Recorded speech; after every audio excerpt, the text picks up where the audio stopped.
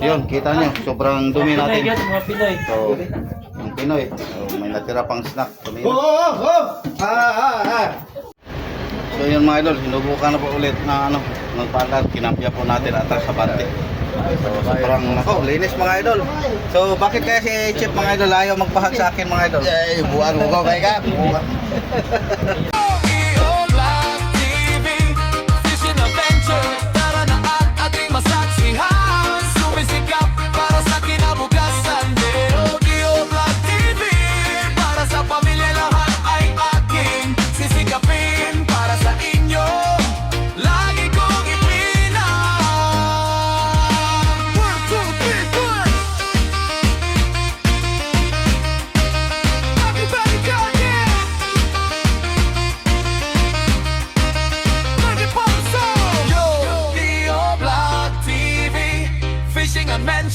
Tara na at ating masaksihan, sumisikap.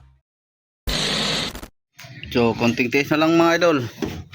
Tapos na po nating nataping yung wiring. Tapos ang kambyada, tapos na.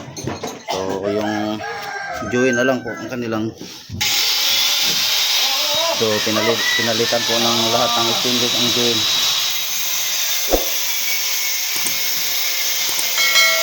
So, ikakat pa yung lumawa yung bolt na mataas mga idol para hindi po sa join sa pag-ikot. So ang buto tapos na rin ito nilagay na po. So kanina mga idol sinubukan na po natin nagpaandar. So dahil siniting po niya sa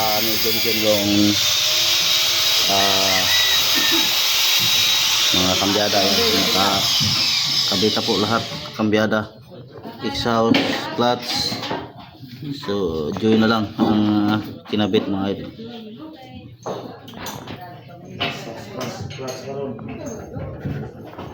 So ang dami nating mga linisin mga idol. So ang kalat. So pinsa na po kayo. So sigurado ngayong araw matapos na po ito. Habang dito nagtrabaho sila naman nagkarga sila ng gasolina. So unang trip pa lang sa gas mga idol. Yun, kita nyo, sobrang dumi natin. Mga Pinoy. So, yung Pinoy, so, may natira pang snack. Kanina.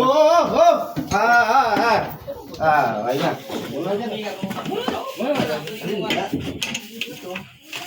So, medyo nababa po ang ating butso. So, anuhan na po natin idol para di pumasok yung tubig. Tapos, pwedeng suli na lang yan. Pahuli na lang po natin.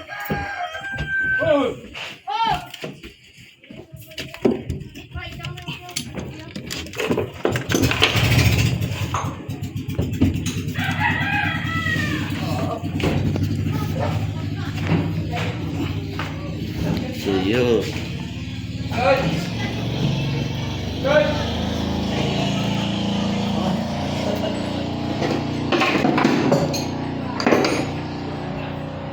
Sobrang dumi po dito. Dami. Kawawa na yung isang makina natin. Ay, ang pulihan niya doon. Kabit niya doon.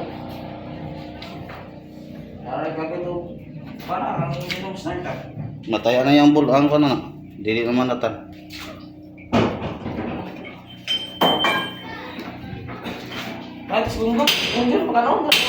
Oh, nagaluto ko doon.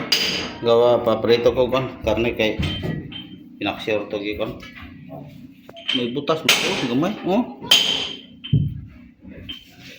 Okay na.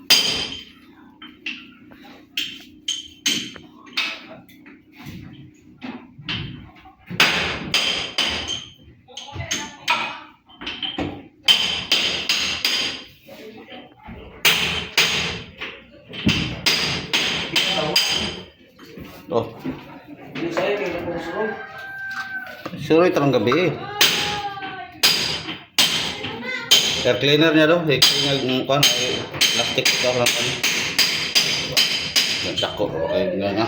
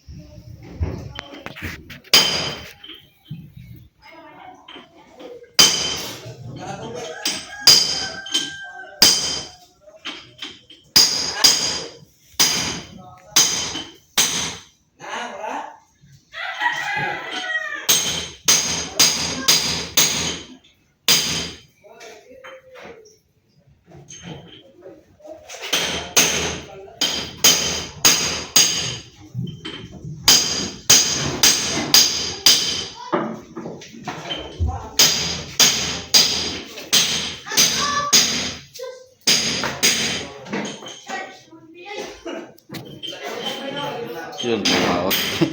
Makina natin, no? Luma na talaga.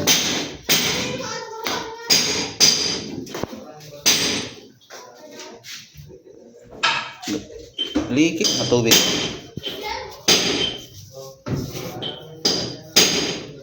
Saan galing ang leaking? Ay, may leaking. Wala. Nawala ko bro, wala pinaliking. Umuha. Asa? Alam na, leaking ako. Asa mo bro? Asa ka ako magpang-topping ni tanan? Kalamang kalolo. Wala pa. Kango na steam tra, balintong eh. Lah, lakan mo nito yung nylon. Tangan niyo fish. Lantang ba nylon kay. Itok-tok bitaw ng space ito. Mabiya tong nakrak tong kondre. Tawaran mo, Brad. Babor kay mo tubo. Mayo ko nila. Di para ko tayo mga pala, kasi masuyog niya. So yun mga idol, hinubukan na po ulit na nagpalat, kinampya po natin atas sa bante. So sobrang linis mga idol. So bakit kaya si Chip mga idol ayaw magpahag sa akin mga idol? Eh, buwan mo ko kay ka. Bubuhay ka rin. So okay na, kaya kunan Mag-test muna. drive na kami idol, mag-test drive. So Mamayang hapon. kunan muna natin yung mga kalat sa ilalim mga idol, tapos dito sa taas. So sa igiba na lang po tayo maglinis agad para makapagsabon po tayo. Ha? Yun. Ganda na po, ganda ng andar.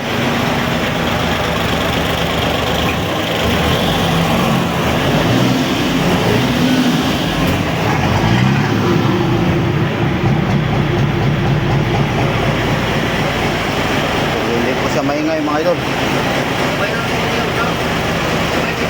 May yan eh.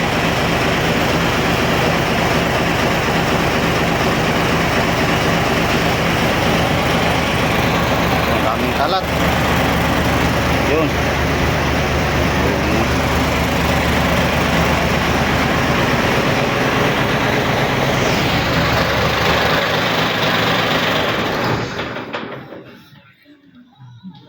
So, okay na? Napa? Saan na? Ginan siya?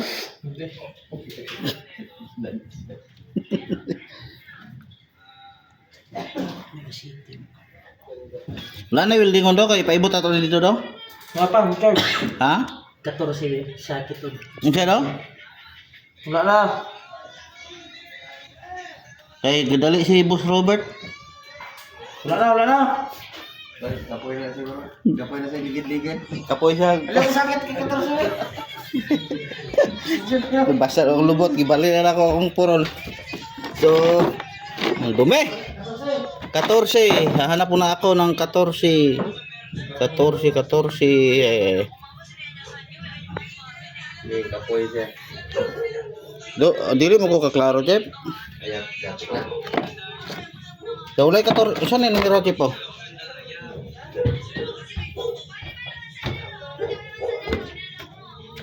Kaya kami? Busy. Ha?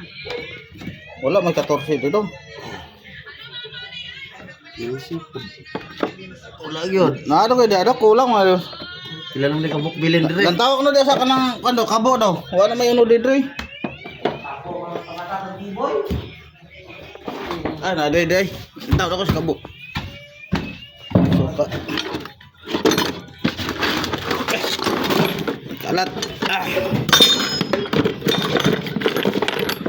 Tali tip 14 siguro ni.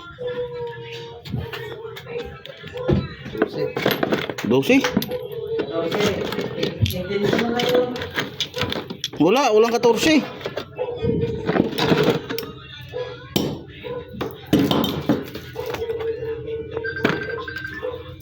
Ako nga ang kapay ah.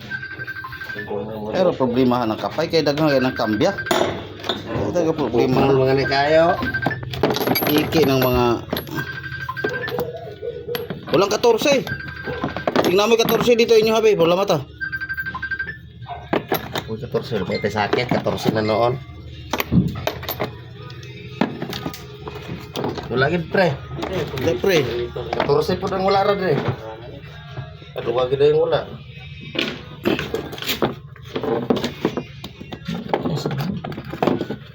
Katorse wala pre. Eh pwede to na mo kay yung ba dito na ano to. Walang gana.